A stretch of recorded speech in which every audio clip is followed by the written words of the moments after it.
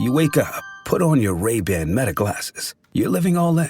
You realize you need coffee. So you say, "Hey, Meta, how do I make a latte?" Brew 2 shots of espresso. after Meta AI gets you caffeinated, you're ready for some beats. "Hey, Meta, play hip-hop music." You head to meet some friends, but can't remember the place. "Hey, Meta, call Eva." Ray-Ban Meta glasses, the next generation of AI glasses. Just say, hey, Meta, to harness the power of Meta AI. Shop now at meta.com/smartglasses. Hey loves, it's Paris Hilton. Are you ready to live your best life this holiday season? Well, I've got the ultimate holiday giveaway just for you. Go to parishilton.com/giveaway to win a fabulous gift basket filled with handpicked faves from my gift guide. From my iconic cookware and chic apparel to glam goodies from my go-to brands, this bundle has it all. Don't wait. Enter now at parishilton.com/giveaway. Good luck and happy holidays. Keeps living. That's hot. Looking for excitement? Chumba Casino is here. Play anytime, play anywhere. Play on the train, play at the store, play at home, play when you're bored. Play today for your chance to win and get daily bonuses when you log in. So what are you waiting for? Don't delay. Chumba Casino is free to play. Experience social gameplay like never before. Go to Chumba Casino right now to play hundreds of games, including online slots, bingo, Slingo, and more. Live the Chumba life at ChumbaCasino.com. VGW Group. No purchase necessary. Void where prohibited by law. See terms and conditions. 18+.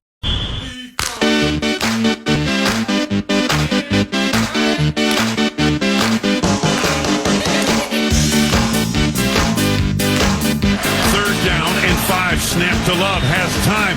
Loves it. Middle of the end zone for Dobbs. Diving grab. Touchdown. Oh, what a play.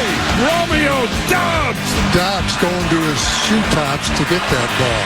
Oh, my That is goodness. some kind of superhuman catch.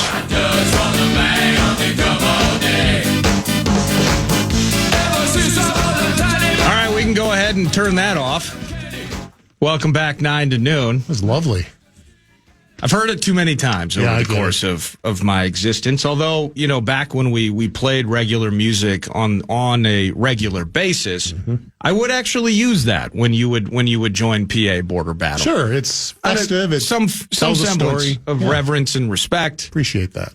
The Lambeau Leap thing. Did you see Aaron Jones attempt it? See, this is a tough thing with U.S. Bank Stadium.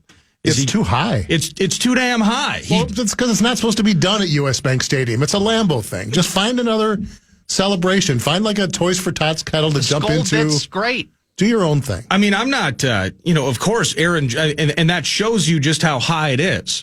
Yes. I was confident Aaron Jones could make that leap. I've been field side. It's like, well, that's kind of up there. And I thought he could do it.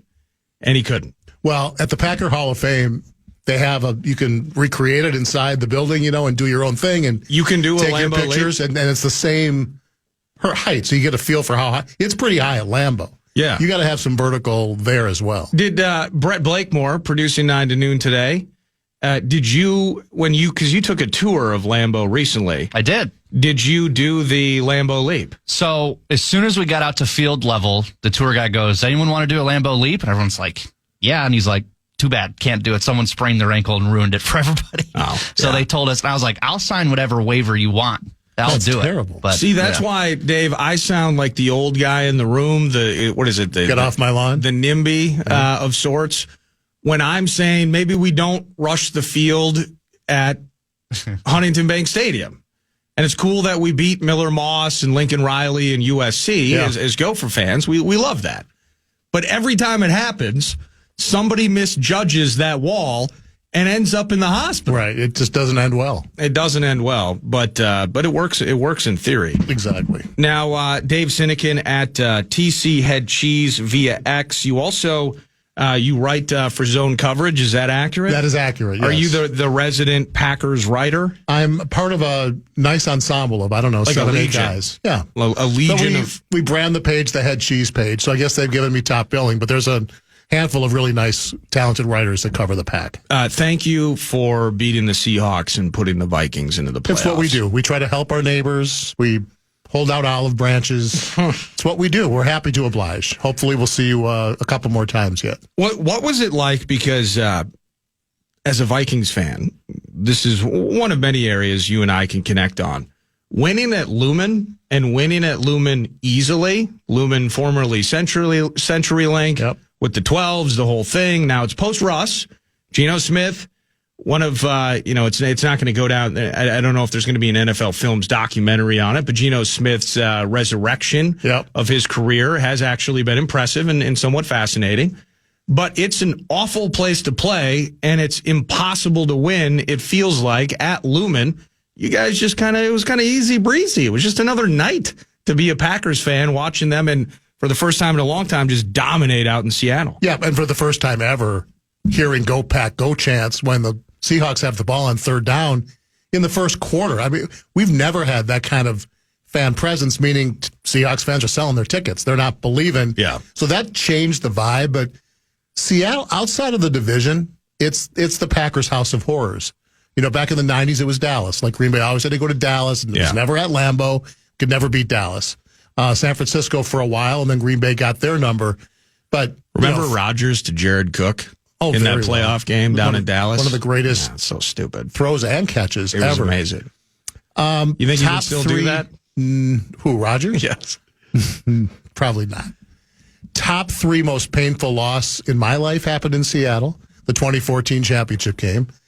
So that is a house of horrors for that game and no other reason. But, the Fail Mary game, too. They had the replacement refs. Oh. They stole the ball from us in the end zone, and nobody knew what to do. So it has, but hadn't won there since 2008. That was Rodgers' first year as a starter.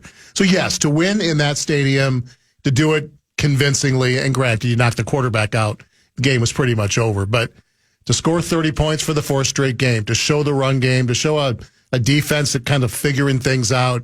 Yeah, they're kind of rolling a bit, and the quarterback is playing, on a level of the best in the league right now, which is great. I forgot about that, whether it was Brandon Bostic in the onside, and then it was Jermaine Kearse, I believe, in overtime for the victory. Yes. You're nodding. And you have these solemn, contemplative eyes right now where you're just like, yes. Let me take you back to that day. I'm in a Madison hotel. I had a client in Madison, my ad agency side of my business. Yeah. And I'm watching the game alone in my hotel room, and late in the game, a minute or two to go, I get a text from Tucker. Have fun at the Super Bowl, or good luck at the Super Bowl. And I'm like, T, it's not over. I appreciate it. I mean, it looked like it was over. Yeah, I mean, you were up like 16-0 or something at one point. Needed an act of God for Seattle to win at that point in the 4th quarter. Well, you got But I said, I appreciate it, but let's just wait. Cloud cover. And then the unthinkable happens, right? All the onside kick that Bostic should have let go. Jordy Nelson was there to get it. Game over. Jackson, my son at the time, 2014, 10 years ago. So he's like 11. Oh. Diehard Purple fan, but also loved the Seahawks. That was his other team. And I get a call from him. How does this happen? Chortling, chuckling, laughing at me. From your 11-year-old son? Yes, like he had no idea how to be a good sport. I'm like, all right, I have failed miserably. Oh my God. I had to settle him down and say, dude, if you are going to go through life as a Viking fan, you are going to face a lifetime of heartbreak and disappointment. Enjoy this feeling now, but do not rub it in. So it was a very teachable moment, but it was at a time when the last thing I wanted to do was be a dad and put the moral cap on and teach him. I wanted to throw my suitcase through the TV screen at that point. First of all, and as a father, my girls are not going to be.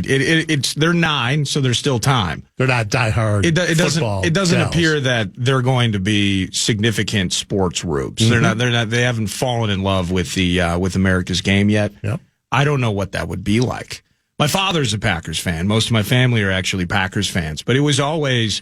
That was kind of a secondary conversation. It wasn't, and frankly, to be honest, my team was on the wrong side of it a lot. Mostly. So I was very quiet about such things. Mm-hmm. But my goodness. And you mentioned whether it was Bostic, the Fail Mary game, so ridiculous. But we had Cam Dantzler, what are you doing? Right. We've had Justin Coleman previously with the Vikings, gets a fumble recovery for a touchdown. We've had, I think it was Frank Clark that jumped our center, clearly illegally, to block a field goal attempt. Right. Oh, right. And then even back at the College Stadium, we had, I still remember it to this day being on site, we just we're getting waxed. And Cordero Patterson runs a kickback for a touchdown, and it ended up being like 38-7 or 31-7, just a lopsided L at the hands of Russ Wilson. And Cordero is Dion high stepping into the end zone. We're down by 30, right, Cordero. Right. Happy for you. What the hell are you doing? It was so frustrating. Yeah. But you won for the first time since 2008. Vikings favored to win for the first time since 2006 at Lumen Field on Sunday. So it's easy breezy. It's all about Geno, right? It was. What do we know? I heard optimistic was the last I heard. That's all we know. Right? That's the only thing I've heard.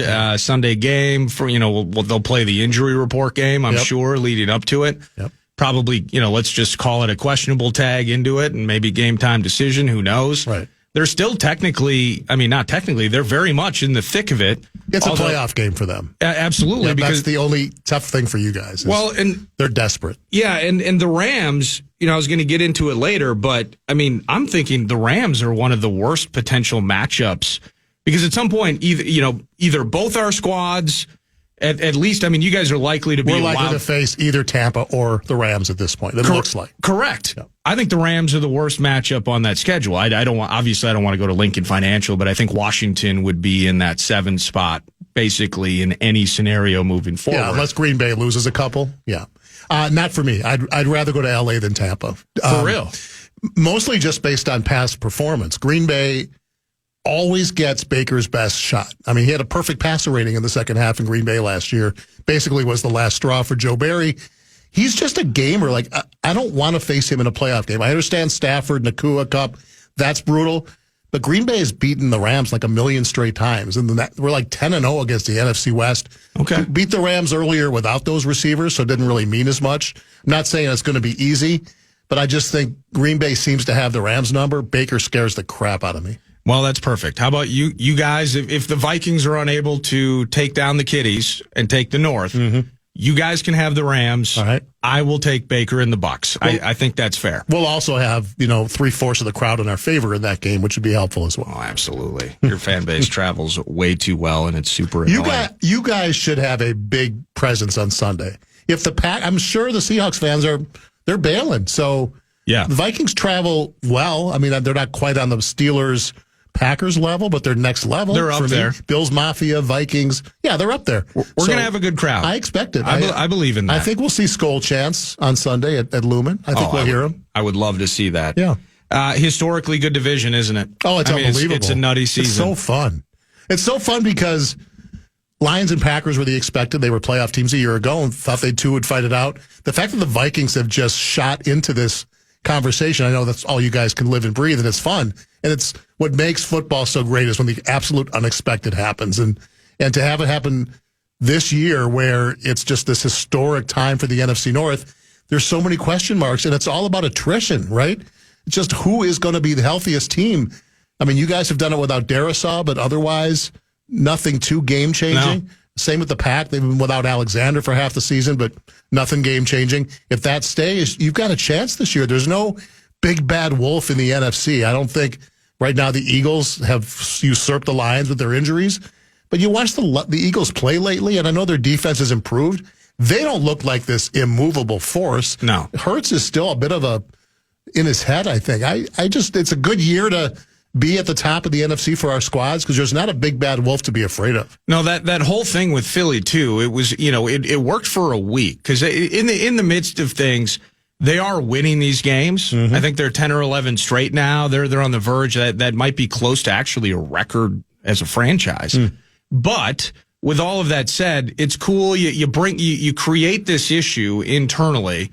You get loud about it via the media.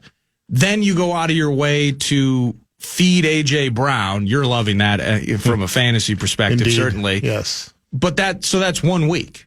Mm-hmm. This team still is a Saquon Barkley run-first style offense, which I think is much to the chagrin of the A.J. Browns of the world in a certain context. And Jalen Hurts, especially after they kind of limped their way to the finish line last year. There are questions about him, questions about the head coach, tons of questions, basically. But they're still winning all of these games, and with the way things are laying out, having to go through Lincoln Financial to get down to the Bayou for a Super Bowl is still ugly. It's still nightmarish. It's still ghoulish. You guys have some scar tissue with that squad as well, and I can't get rid of it. Yeah. No Emery board. I've tried to get rid of it, and I can't. It's full unopened beer cans flying, and it is truly the Roman Coliseum at Lincoln Financial, and nobody is safe. And I don't want to have to endure that again. No, I don't blame you. We have 4th and 26 in Philly that year. That's probably before your time, but. Was it Randall Cunningham? I forget who the quarterback was. 4th and 26? Yeah, 4th and 26. Oh, that was McNabb. That was McNabb. Yeah, it was. Right. So that's a little scar tissue for us. It's not ideal for us to head there either. I don't care about your scar tissue. I just wanted to talk about mine. Everybody's got scar tissue at all the great stadiums, right? We can all relate to that. Yeah. What do you think about Detroit, though, man? I mean, you mentioned it. It is about attrition. And I was even trying to think, and connect it to Vikings lore. And I'm thinking 2016, Teddy goes down. You bring in Sam Bradford. You still start the season 5-0, but you lost Adrian to an MCL. You lost Matt Khalil to an MCL. Jake Ryan, I believe, is who the team brings in during the bye week. He ultimately rips his Achilles at FedEx as the Vikings are driving down to try and tie the game. TJ Clemmings hurt. Like the list of issues specifically with injuries was unbelievable. But in the same sense, I did not see that necessarily as a team that was going to be 12-2 and dominating the division, the darlings of the NFL, and a Super Bowl or bust mentality that has quickly found its way into the city of Detroit. Aleem McNeil, David Montgomery, Khalil Dorsey and that nasty ankle. They lost 3 or 4 guys. Carlton Davis in the jaw. They lost 3 or 4 guys for the season just last weekend. Mm-hmm. And that's before Anzalone. That's before Aiden Hutchinson, of course, the name above all. I think they may have 5 starters remaining on defense that started the season. If that. And I can't think back to a time, maybe your favorite team had it happen.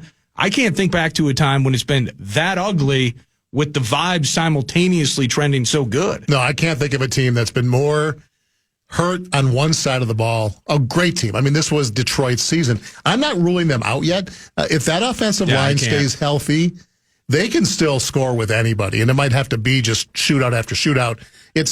It's obviously going to be a lot more difficult for them, but you know how Campbell is. He's already talked about rallying the guys and all that. And Aaron Glenn's a really good defensive coach, and he's going to figure out a way. It's one reason I was so disappointed with Green Bay's loss up there, because they were facing that Lions team that at that point was still really decimated, had brought in like 5 new starters off the street that week. Yeah, like Jamal Adams and all sorts of names were popping into the mix. He was at home eating cereal 3 days before the game, and now he's out making plays. I know.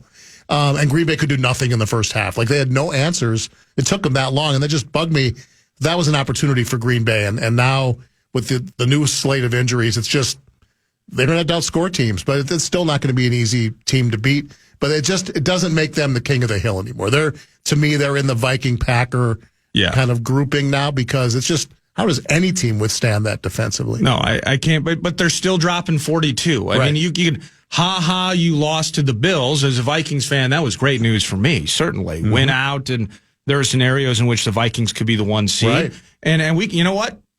Come to Minnesota, Jalen Hurts. Let's see how it works over on our side of the fence this time. It'd be amazing. But they're still dropping 40 on people, and Gibbs is still dynamic, and Goff, whether he's not pushing, he's not stretching it with Jameson Williams, maybe the way he was earlier in the season.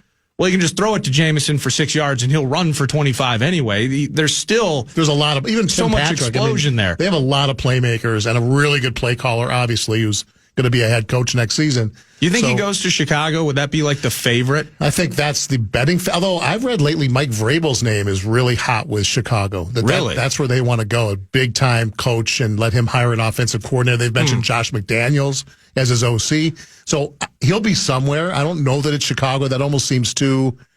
Does he want to stay in the division and fight against the Lions, Vikings, and Packers? I mean, that's an uphill climb. So I don't know if he's in Chicago. That'd be the best roster, though, right? I don't know. I mean, among the teams, I haven't looked at everybody, like the Saints in the mix and some of these squads. I'm not a huge Caleb Williams guy, and I wasn't coming out of college either. There have been, 4 really good rookie quarterbacks this year, and he's not one of them. So no, he's probably not. I think Ben Johnson will have a more attractive opportunity somewhere else. I'm not sure in my head where that is right now, but I'd be surprised if he's in Chicago. Do you buy into the idea of offensive, like the focus of this team getting the most out of Caleb Williams, so they must necessarily then hire an offensive head coach? That's what I would do. That's kind of the conventional wisdom, because I was thinking Cliff Kingsbury interviewed for a job a year ago to work with Caleb Williams, ends up in Washington, and now Jaden Daniels is doing his thing. Yep. Is Cliff Kingsbury an actual opportunity for that team? So I was bouncing around. They work together, right? I mean, he coached him at USC. I like Tampa Bay's guy, that Liam Cohn guy.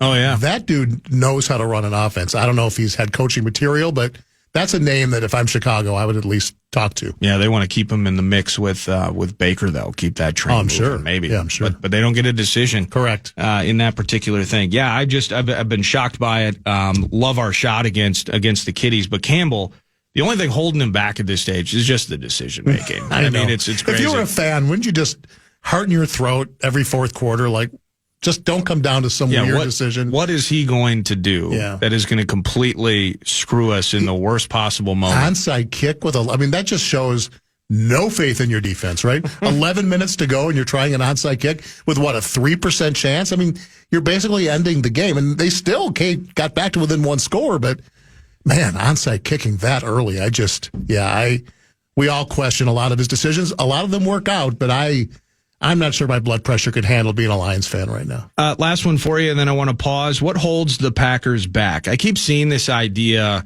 everyone's rocking the power rankings, and as Vikings fans, it's like, hey, they really care about us. We're on ESPN right now. That's super cool. Oh, you have us behind this team, XYZ. But, what?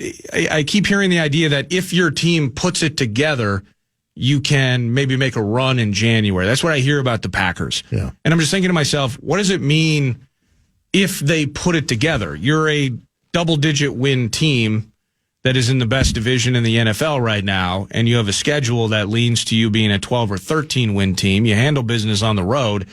Is there a particular thing that holds your favorite team back at this moment? Well, obviously, injuries is going to hold any team back. Correct, so throw that out. Right now they're top 10 DVOA offense, defense. They're even middle of the pack special teams, which is never the case. They're always at the bottom. Heading into the year. Yeah, it's a little padded, though. That's kind of our fault with the Jalen Naylor muffed punt thing. No, I understand that. But it's usually a disaster with the Packers. It hasn't been. We did that on purpose to keep you guys in the game at Lambeau. Well, we needed it, obviously, just to kind of ignite things a little bit. Heading into the season, it was place kicker. Like, if we get into January and things are going great, we don't have a kicker. So that, with Brandon McManus, forget about it. So that's really a sigh of relief. For me, the defense is the key, and it's shown signs finally of pass rush against Seattle. I'd like to see him do it again the next couple weeks. But what's done them in of late has been defending the middle of the field, screen passes and quick slants and in routes. And now that Edger and Cooper has kind of shown that he's kind of becoming a thing. He needs to be out there 100% of the time and not 50. Maybe that eases up a little bit. Yeah, he's insanely fast and Quay talented. Walker's kind of grown up. He's kind of hurt. Yeah, he's out. He's week to week. He is week to week. That's what LaFleur said yesterday. Oh man! So that opens the door though for Cooper, which he I don't can come think back week 18. Is a step. That's cool. That's okay. I think our defense could actually withstand not having Quay. He's very up and down. He's terrific one day, and then you go, "What were you thinking with a stupid penalty?" Or shooting a gap and missing a tackle. So he still has kind of some reckless knucklehead to him? He's shown improvement of late, so I don't want to slam the guy, but Cooper has shown that he can step right into the middle of that defense and be a game wrecker. So that's exciting. But, yeah, I think, offensively everything looks really good. If they stay healthy, Love, as I said, lately, last 3-4 games, no picks. He's on top of with Allen and Lamar, with EPA and all the stuff they look at analytically. Didn't even get his jersey dirty on Sunday night, did he? No, that's the other thing. The pass protection has just been outstanding. That offensive line has been great. It's been healthy. And that's, again, what you need in December and January. And again, back to Detroit. If that O-line stays healthy, they can win any game they play because that offense can outscore you. So it all comes down to that. Seeing Brian O'Neill go down the other night, that's just the ultimate nightmare, right? That's the only thing you cannot have right now is to lose, one of the best right tackles in the business. So we always hold our breath through every game in December heading into the playoffs that at least our team could be as intact as possible to give us the best shot. And you're going to grind Josh Jacobs into a fine paste. Just until you win your guillotine league. There we go. Then they'll give him a little time off. Very conflicted. He's so fun. He's amazing and he's relentless. I love that guy. He did lose a fumble. Yes, he did. Okay, that was, but you go back to the well, right? You go back to your studs. Just love the way he like runs. We did with Aaron Jones. Breaks tackles. He never gives up. And it's kind of like Derrick Henry, kind of gets better as the game goes along. Just keep feeding him. He wants the rock. And, for Lambeau football in December or wherever you go in January, it's fun to have a back like that. They should have just ended the game after the opening drive. I'm pretty sure that Jordan Love did not attempt to pass on that drive. He threw one little screen to Jacobs, I believe. That might have been the only one. Okay, but it was the Josh Jacobs drive. It was the Josh Jacobs show. And the game was apparently over. Mm-hmm. Dave Sinykin hanging out in studio. I do want to chat with the Wolves a little bit. I know your Bucks won the NBA Cup. Yeah. You're super excited. That was fun. You were celebrating the Cup last night. Yeah, I was. And $500,000 is what each of those players wins, right? Yes. Motivation indeed. Well, it's funny. I saw a stat, like the percentage of every guy on this roster salary, like that reflects 1% of Giannis' salary or James' salary. It's like 86% of the bottom three guys. Yeah. They're making that means a ton, right? Yeah, they're making like 700, not even, $300K, and now suddenly they get $5. And in some ways, if you are Giannis or Dame, do it for those guys, right? Like that's kind of it feels good to them, right? 100%. What it means to those guys, yeah, that's pretty cool. Good for them. Mm-hmm. When we return, we'll chat a little bit about the Howl because the Wolves are hosting the Knicks on Thursday, which means that's tomorrow night, by the way, at Target Center. The return of Karl Anthony Towns should be a fun one tomorrow evening. We'll chat about that and continue the border battle here. Nordo in for PA. It's 9 to noon on the Fan. You wake up, put on your Ray-Ban Meta glasses. Classic style, innovative tech. You're living all in. You realize you need coffee, desperately. So you say, Hey, Meta, how do I make a latte? To make a latte, brew 2 shots of espresso. After Meta AI gets you caffeinated, you start walking to work, and you need a soundtrack. Hey, Meta, play hip-hop music. With the built-in camera, you snap a pic of a dope mural on the side of a building that you think is worth sharing. Hey, Meta, text my last photo to Eva. Sending message. After work, you head to meet some friends. Hey, nice glasses. Ray-Ban Meta glasses, the next generation of AI glasses. Just say, hey, Meta, to harness the power of Meta AI. Listen to music, make hands-free calls with open-ear audio and built-in microphones, and so much more. All while staying present to the world around you. Shop Ray-Ban Meta glasses at meta.com/smartglasses. Lakefront Music Fest is back and bigger than ever. Don't miss out on Rock Night, Friday, July 11th. Headlined by Foreigner with support from 38 Special and Loverboy. Tickets on sale now, but are going fast. Full details today, KFAN.com, keyword calendar.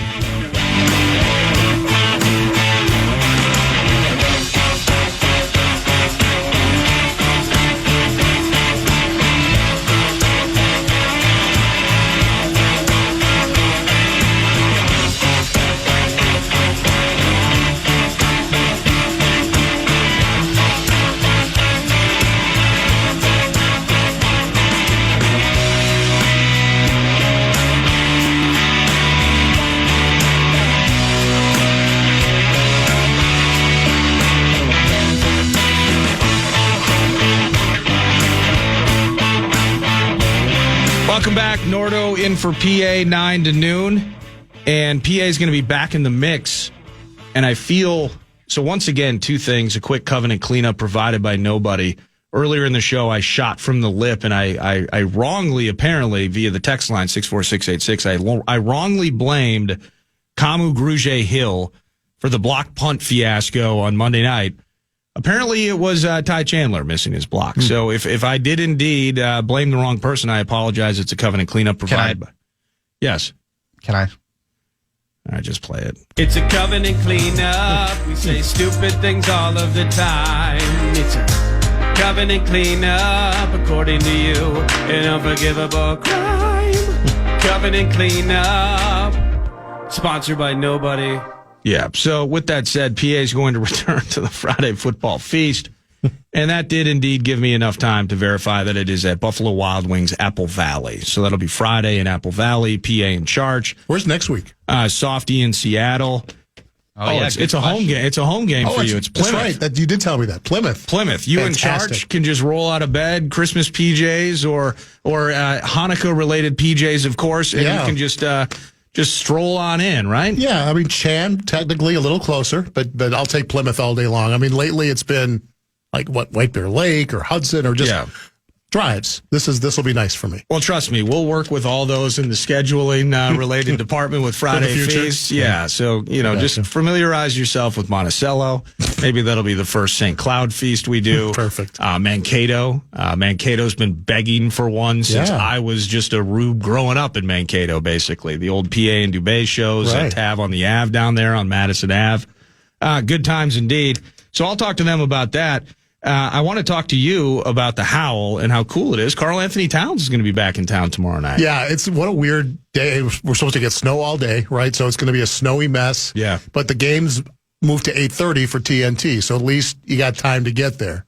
I'm really curious to see how Cat handles this. We know he's a emotional, sensitive dude. Sure. This is going to hit him hard. I don't know if it'll hit him hard during the game, before the game, or after, but right now, as I sit here, I think it's going to be a tough night for him to deal with all those emotions, because he's been great with the Knicks. Now they haven't won as much as they'd like to. It's not on Cat.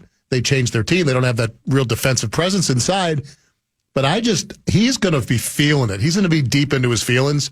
I'm really curious to see how he performs at Target Center tomorrow. Yeah, I think he's going to. I mean, he's going to take a ton of shots for sure. It kind of we obviously haven't seen this before because he was with us his entire career. But it made the way you were laying that out. It kind of reminds me of, in some ways, we would always talk about when they faced the Philadelphia 76ers after a little scrap with Joel Embiid. It kind of became a how's he going to deal with this? Yeah. Can he keep his composure? And in just about every spot during his time with the Wolves, and I hate trying to degrade him. He's a fantastic player, and he's going to be a problem tomorrow night. And the Wolves have a say in this as well to address that, but he hasn't really ever handled composure in the spots where we were sitting around like this wondering, will he handle the composure? Yeah. He rarely ever did. And so in that respect, I do agree that at times he will struggle. He'll have an opportunity to dagger the Howl tomorrow night, but it is also the opportunity for our guys, DiVincenzo. It's our opportunity for Julius Randle to throw it at Tibbs a little bit. Still waiting on DiVincenzo. He's shooting 32 from deep, 35 overall. Still trying to find that six-man-ish vibe off the bench, but things starting to stabilize. You think for our favorite basketball team? I think so. I think they've played better for sure. I think DiVincenzo is not a point guard, and I think when they ask him to do that does not play to his strengths. So I think ideally you keep him off the ball, and whether it's Dillingham who gets more of those minutes as the season goes on. But he did that quite a bit, actually, with Tibbs. Now, they moved him around, but when it was the hand injury to Brunson, and I think it's Miles McBride, the backup point guard, and he would try to be as serviceable as possible, but getting that extra pop, DiVincenzo kind of stood in there and did a bunch of ball handling for the Knicks and fared very well.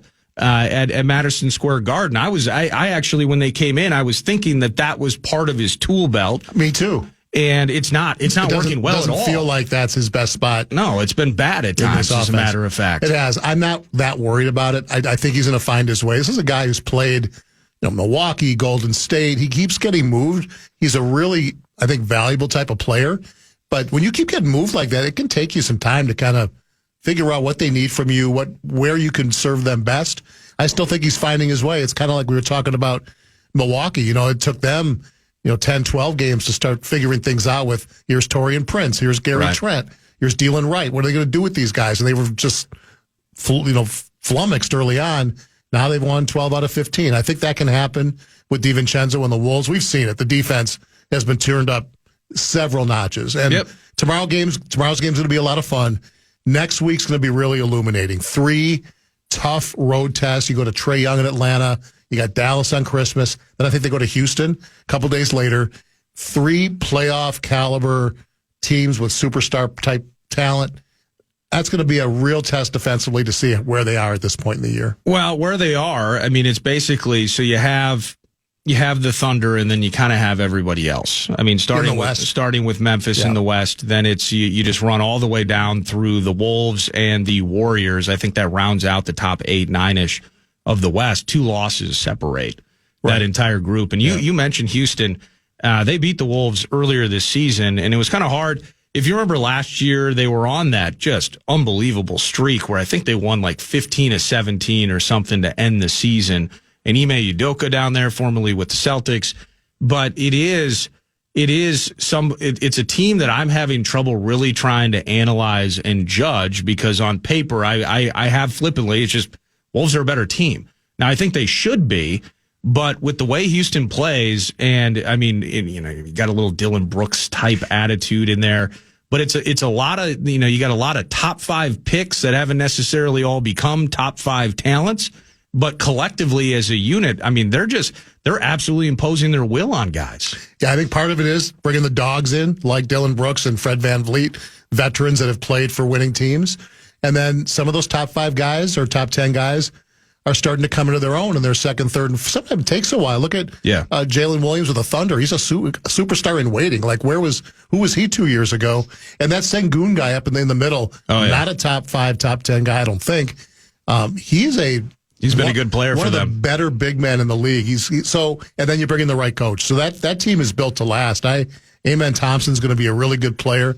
That's a team I think that's going to just get better and better. I don't know if they're ready this year to take that leap. They've gotten off to a great start, but as the games get more important, things get more intense, we'll see if they're ready for that. But yeah, you're right. The Thunder, to me, has set itself apart. Playing at this level without Chet Holmgren, he should be back, I think, at some point this season. Despite last night where they couldn't shoot, they were like, 2 for 25 from 3? Outside of a weird night like that's a team that is not going to have a big losing streak. They are going to be tough to catch in the West. Congrats to your Bucks. That was fun. I did not see that coming. The NBA Cup. It is, Cleveland's got to start losing at some point. This Cavaliers thing where they started out 15-16-0, that's going to come back. And then you got the Celtics, then you got the Knicks, and you got your Bucks. And I like the Magic, too. Screaming up the charts. You got zone coverage, so zonecoverage.com. You're writing there, of course, in the zone on Saturdays with Double T, Packer preview during the season. Get up early, get some coffee on, and listen to Dave and on the green and gold. And then it sounds like if anyone's headed to Milwaukee, you're going to be all over the airwaves in Milwaukee this holiday season, too. Is that right? Yeah, throughout Wisconsin, because they're on in Madison and Green Bay, too. I'll be iHeart fam? iHeart family doing morning drive. A handful of times filling in for the great Steve Zabin doing 6 to 9 a.m. Monday, next Friday, right before Packers-Vikes, then the following Monday, Tuesday. Okay. With Brian Butch, former Badger basketball great. He's the sidekick. I've done a number of those shows, not during the football season, though. It was over the summer, so excited to get in there during Packer season, during Buck season, and talk a little Wisconsin sports. Well, that great one, that should be, I think that would be Monday, the 29th or 30th. Mm-hmm. That will be, do you guys do sad montages on Mondays? You and Brian Butch, you'll listen to 3 minutes of PA's highlights? No, I don't think they do montages over there. Okay, well, it's just an idea. Your team will finish 12-5. And that one loss will be to the Minnesota Vikings a week from now. So we'll see, right? They got to play the games. I know you're trying to speak it into existence, and that's just fine. Just trying to will it forward. Sure, I get it. Good luck. That's Dave Sinykin, TC Head Cheese via X Zone Coverage, Wisconsin Radio, the whole bit. But of course, in the zone Saturday mornings with Trent Tucker, you'll get to hear his recap of what is hopefully a dominating Wolves victory over Cat and the Knicks tomorrow evening at Target Center. News is next. Final hour will include Lavelli Neal III, columnist Star Tribune. Don't leave. You wake up, put on your Ray-Ban Meta glasses. Classic style, innovative tech. You're living all in. You realize you need coffee. Desperately. So you say, Hey, Meta, how do I make a latte? To make a latte, brew 2 shots of espresso. After Meta AI gets you caffeinated, you start walking to work. And you need a soundtrack. Hey, Meta, play hip-hop music. With the built-in camera, you snap a pic of a dope mural on the side of a building that you think is worth sharing. Hey, Meta, text my last photo to Eva. Sending message. After work, you head to meet some friends. Hey, nice glasses. Ray-Ban Meta glasses, the next generation of AI glasses. Just say, hey, Meta, to harness the power of Meta AI. Listen to music, make hands-free calls with open-ear audio and built-in microphones, and so much more. all while staying present to the world around you. Shop Ray-Ban Meta glasses at meta.com/smartglasses. Tune in to Wild Wednesday each week for your chance to win tickets to see your Minnesota Wild in an upcoming game. Wild Wednesdays are presented by Jim Beam, a crowd pleaser since 1795. Welcome back. News to Nord is brought to you by The Casino at Canterbury Park, CanterburyPark.com. Poker, blackjack, and table games all year round. The NFL Pick'em game every Thursday. That would be mañana, tomorrow. And just live racing. We're waiting for that to kick off spring 2025. It's a blast. Go to Canterbury Park and start at CanterburyPark.com. News du Nord. What's up, Brett? Number 1. Well, this was up. Usually I start with the Minnesota angles and then kind of go to a national thing, but I want to start with this because I don't think we've mentioned it once during the show. Uh-oh. Yesterday, the Falcons announced that Kirk Cousins is done as the starter. They're going with Penix for the foreseeable future. Kirk Cousins benched in Atlanta. Your thoughts? Well, we did talk about it with Mike Florio. Thanks for listening, Brett. It had to come to an end. If you've seen anything, even snippets of highlights, including the game at US Bank Stadium against the Vikings, something I don't want to say that something happened, an event happened, but it's been so ugly over the last 5 games as the Falcons have fallen from obvious leader and contender in the NFC South to being now on the outside looking in and fighting for their very life. And part of this, how healthy is Kirk post Achilles? How much does he trust? I mean, physically, he can be fully repaired, but how much does he trust his platform, his base when he's throwing? He doesn't throw downfield. He doesn't throw with some of the same power that we saw him for years here in Minnesota. And he's throwing a ton of picks. Does he trust that base and that platform? Does he trust his arm? Is he having trouble trusting his eyes? He's been dreadful. That's all of that, the does he do this or that, all of that lends to him being absolutely dreadful. One thing that is honest and true is the fact that he's not scrambling as much. He's not using his legs. He was never the most particularly nimble or mobile quarterback that ever existed, but at least he would find ways in some senses to alleviate the pressure in the pocket, find his way outside, buy himself a little bit of time, maybe make a play. And it's just not happening this year, and it's been awful. And then couple that with the fact that this is a quarterback who, during his time in Minnesota, really having the best seasons of his career, certainly, that he was one of the best under center play action quarterbacks in the NFL. That's his bread and butter. And starting back really in 2019, and Kevin Stefanski takes over. He took over in 2018 because John DeFilippo was just not very good as an offensive coordinator, and Kevin Stefanski rolls in back into 2018. 2019, Kirk Cousins is absolutely lights out. It's a 10-6 season. You win a game in OT at Superdome, and then you go and just get absolutely brutalized by the Niners. But beside the point, finding his way under center and play action, they're just not doing a ton of that in Atlanta. So there's this weird combination or confluence of multiple factors, starting with the Achilles. How much are things working or not working with the new offensive coordinator? I think it's Zach Robinson. Zach Robinson, I believe, kind of connected to McVay and Kevin O'Connell and the Rams staff, I believe. And so it's not working. The bit's not working. And now they're going to move to Penix. And at this stage, when you make that decision, you just don't come back from it. So it's Michael Penix. We all read and heard about it, that Kirk is on his way to some sort of draft day fan event. He's going to be signing autographs for people, and it sounds like that's how he found out en route to sign autographs. It's Kirko Chains, loving Kirko. Oh, the Falcons drafted Michael Penix with their first selection. They didn't take Dallas Turner. Interesting. And so there's a lot of weeping and gnashing of teeth regarding that. But in the end, the 4 years, $180 million, not hanging like ice on a chain around a neck. It's hanging like an anchor around the necks of the decision makers with the Atlanta Falcons. It's been nothing short of disastrous. And then as we were talking with Florio, Brett wasn't listening. I hope some of you were, that now it's the probably have to cut him or trade him before early March because there's an additional $10 million that actually becomes guaranteed for 2026 if he remains on the roster. So will Kirk either get rid of his no trade clause and allow some sort of deal to be made? Will he stand tall on this, which actually I agree with Florio. He probably should make the team cut him so then he can catch on with another team. Falcons got to keep the bill, and he can go sign Russell Wilson style for league minimum and either have a resurrection in some ways that Russell Wilson is enjoying in Pittsburgh, or he'll at least have more suitors given that his buying price is so small. But it's a sad way, and there's going to be a little bit of dunking on Kirk, of course. This is a guy that's never taken a deal, and the Vikings came to him. They were very open and honest about it.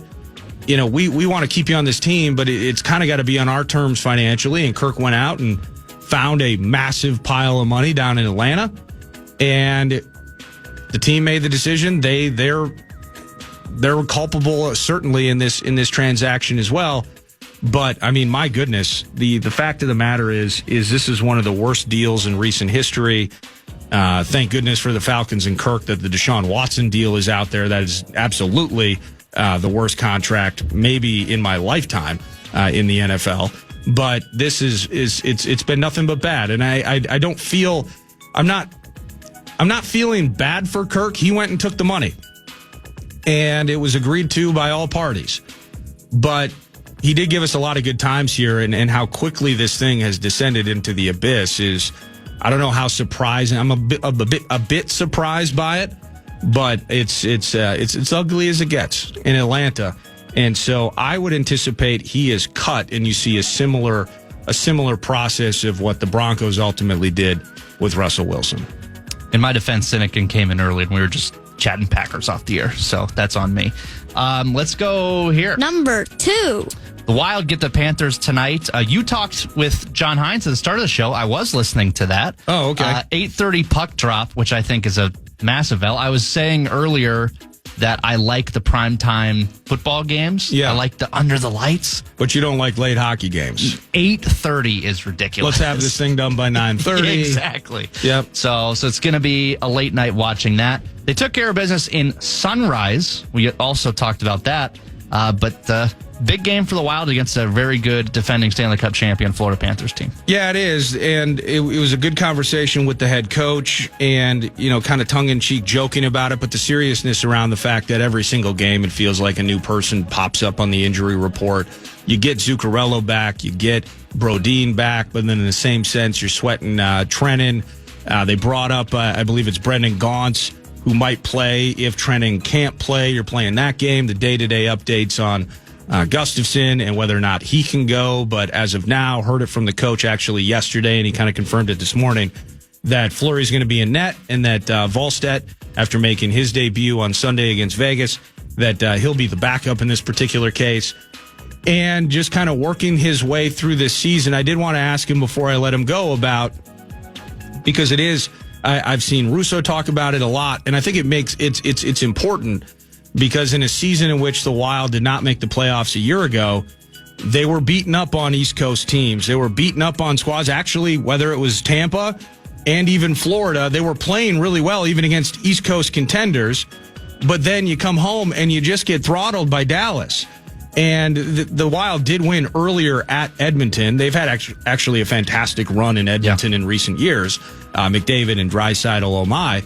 But in the end, they've had issues beating the good squads in the West that they would match up with in the playoffs. So that's why I wanted to kind of get his perspective. At what point of the year do you say that, it's cool to drop 4 on Philly, but I care more about the 3-2 overtime loss against Winnipeg. I care more about the 2-1, sleepy loss to the Dallas Stars, and kind of start to focus in on how does my team match up against the West Coast contenders. And, I think he did some work yesterday. Apparently they were just obsessed with the penalty kill and winning some freaking faceoffs. How about you win faceoffs in your own zone on the penalty kill? It's an enterprising idea, and he was pretty hot about it yesterday. Hopefully we see some good things tonight. It was a 5-1 thumping down in Florida earlier this year. Let's do that again and get 2 points tonight at the XL Energy Center. 8:30 p.m. puck drop, extended live pregame. I believe Kevin Fallness is head manning that along with Zach Halverson. So you can listen to that on your home for Wild Hockey, the Fan. And you can listen to Lavelli Neal III, columnist, Star Tribune, StarTribune.com, weekly contributor to 9 to noon, bumper to bumper et al. And he's going to be in studio with us. Final hour next on the Fan. Hey loves, it's Paris Hilton. Are you ready to live your best life this holiday season? Well, I've got the ultimate holiday giveaway just for you. Go to ParisHilton.com/giveaway to win a fabulous gift basket filled with handpicked faves from my gift guide. From my iconic cookware and chic apparel to glam goodies from my go-to brands, this bundle has it all. Don't wait. Enter now at ParisHilton.com/giveaway. Good luck and happy holidays. Keep living. That's hot. The only thing better than the holidays are holidays packed with NFL games. Kicking off Thursday, December 19th with an AFC West showdown. Touchdown Chargers! Then a Saturday doubleheader. 12 games Sunday with a battle in Lambeau on Monday night. Oh, what a play! What a catch! And a Christmas Day doubleheader for the ages on Netflix. Oh, sweet Marie! That's how the NFL does the holidays. How to have fun, anytime, anywhere. Step 1. Go to ChumbaCasino.com. ChumbaCasino.com. Got it. Step 2. Collect your welcome bonus. Come to Papa welcome bonus. Step 3. Play hundreds of casino-style games for free. That's a lot of games. All for free? Step 4. Unleash your excitement. Woohoo! Chumba Casino has been delivering thrills for over a decade. So claim your free welcome bonus now and live the Chumba life. Visit ChumbaCasino.com. VGW Group. No purchase necessary. Void where prohibited by law. See terms and conditions. 18+.